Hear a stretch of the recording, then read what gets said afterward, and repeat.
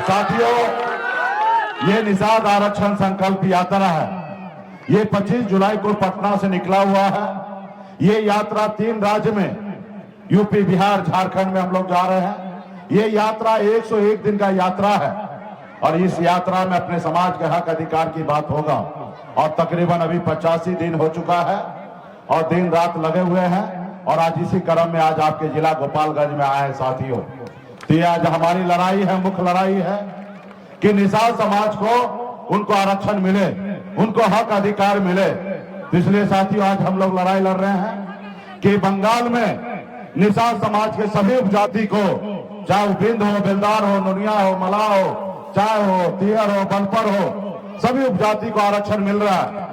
दिल्ली में आप चले जाइए, वहां पे निषाद समाज के सभी उपजाति को आरक्षण मिल रहा है, लेकिन बिहार में नहीं मिल रहा है या उत्तर प्रदेश में नहीं मिल रहा है। तो हमारी लड़ाई है कि जब देश एक है, देश के प्रधानमंत्री एक है, जब देश के संविधान एक है, तो फिर हमारे साथ भेदभाव क्यों हो रहा है? जब हमारे एक भाई को आरक्षण है तो दूसरे भाई को क्यों नहीं? तो इसलिए आज हम लोग लड़ाई लड़ रहे हैं।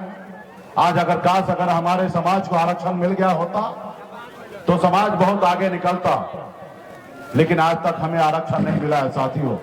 इसके लिए आज हम मजबूती से लड़ाई लड़ रहे हैं साथियों। तो इसलिए साथियों, माता बहन, नौजवान साथी, अगर इस आजाद भारत में अगर सर उठा के जीना है, अगर मान सम्मान अधिकार के साथ जीना है, अगर आप चाहते हैं कि आपके बच्चे अच्छी जिंदगी जिए, तो इसके लिए मात्र 2 काम करना है। 2 काम क्या है? एक रोटी कम खाइए, लेकिन अपने बच्चे को पढ़ाइए, लिखाइए, काबिल बनाइए। जब तक आपका समाज शिक्षित नहीं होगा तब तक आपका समाज आगे नहीं बढ़ेगा। इसलिए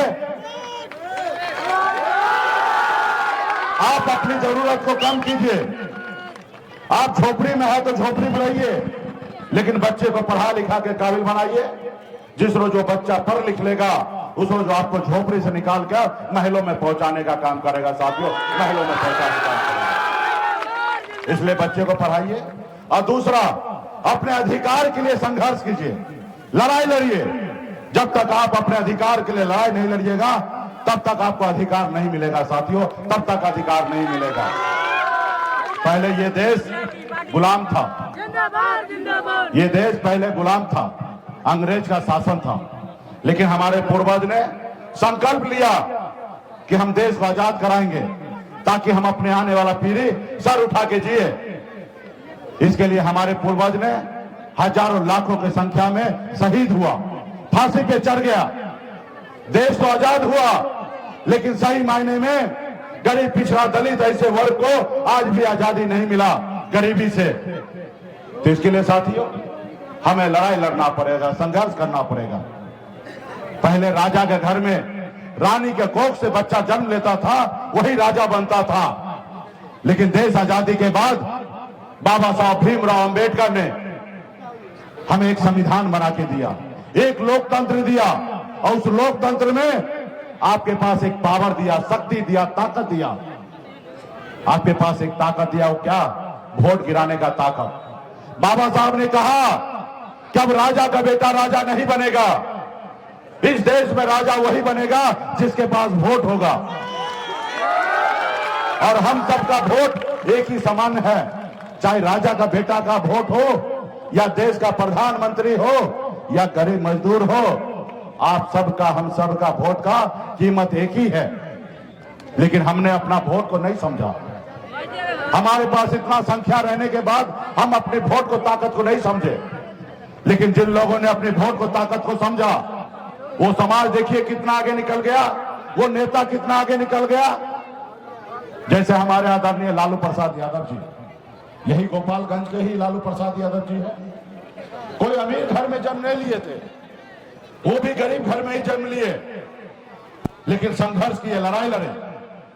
जब आदरणीय लालू प्रसाद यादव जी, मुलायम सिंह यादव जी, बहन मायावती जी, स्वर्गीय रामविलास पासवान जी, ये लोग कोई अमीर घर में जन्म नहीं लिया, ये सब गरीब घर में जन्म लिया, लेकिन संघर्ष किया, लड़ाई लड़ा। जब लालू जी दल बनाए तो उनके लोगों ने, उनके समाज के लोगों ने उनको साथ दिया। जब साथ दिया तो उनके दल को बल मिला, और जब दल को बल मिला तो लालू प्रसाद यादव जी 15 साल बिहार का मुख्यमंत्री बने, अपना भी नाम रोशन किए और अपने समाज को भी बहुत कुछ दिए और आगे बढ़ाए। वो पैसे के दम पर मुख्यमंत्री नहीं बने, वो वोट के दम पे मुख्यमंत्री बने, अपने लोगों के समर्थन से मुख्यमंत्री बने। उन्होंने संघर्ष किया। साथियों, वो संघर्ष आप भी करेंगे, आपका भी भला होगा। आप अपने हक अधिकार के लिए लड़ाई लड़िएगा तो आपका भी भला होगा। आज मैं यूपी, बिहार, झारखंड जाता हूं।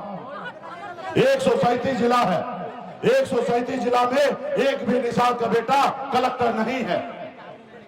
अगर हमारे समाज में भी काश अगर लालू प्रसाद यादव जी जैसे नेता अगर जन्म लेते, लड़ाई लड़ते और आज आरक्षण अगर दिला देते तो आज हमारे समाज में भी निषाद का बेटा, बिंद बिलदार नुनिया मला का बेटा कलेक्टर होता,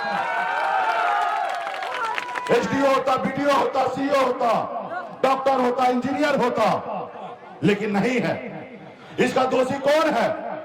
इसका दोषी वो जो दिल्ली में बैठे हैं वो दोषी है, और दूसरा दोषी आप और हम हैं कि हम अपने हक अधिकार के लिए संघर्ष नहीं किए, लड़ाई नहीं लड़े। अगर लड़ाई लड़ते तो आज निषाद का बेटा इतना मजबूर नहीं होता, आज वो कलेक्टर होता।